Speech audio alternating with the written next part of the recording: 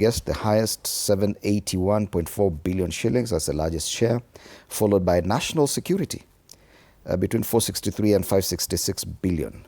Then health comes third at 175.5 billion. Infrastructure follows, housing, agriculture, which is said to be the backbone of this economy, 63 billion shillings.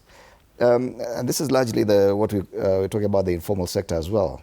Yeah.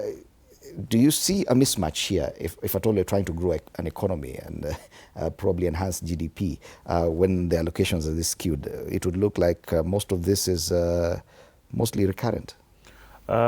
It's surprising that the government should be focusing on what are the key economic growth drivers. And for example, when you mention on number 2 in terms of the allocation, that's defense.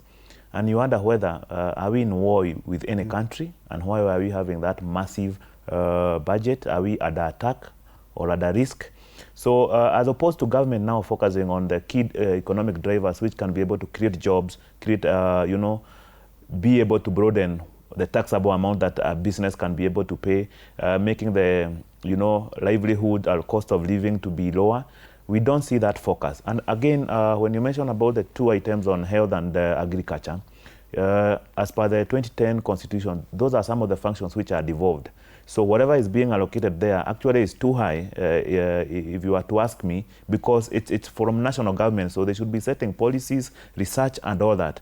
More money should be going to the county, because agriculture and health, for example, if it's level 4 and below, are under county government. If it's the issues of agriculture is within the county government. So the government is still trying to hold some of these functions. They are not releasing, they have released the functions, but they have not released equivalent in terms of money to the counties. So what I was expecting to see is more allocation to the county, more than the 420 billion being allocated to, so that the counties can be able to fund the health and agriculture sector in the country. So there is mixed priorities, and more so is, you remember that some of the votes in the Ministry of Defense are like confidential votes. So what is that being used? For example, if you look on NIS in terms of the gradual increase of funds year in, year out for the past 5 years, it's enormous. So there is the priorities do not speak to the bottom, the better program that the head of state have been driving. Yes. Yeah. And you realize, Mwanavichanga, that Kenyans have been a bit too focused on the taxation measures, the finance bill,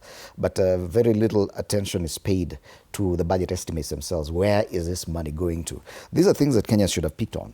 That when questions asked, why are we spending so much on security? Education probably we may understand, but it's still a huge allocation. And probably if used differently, it may work. If you compare with the alternative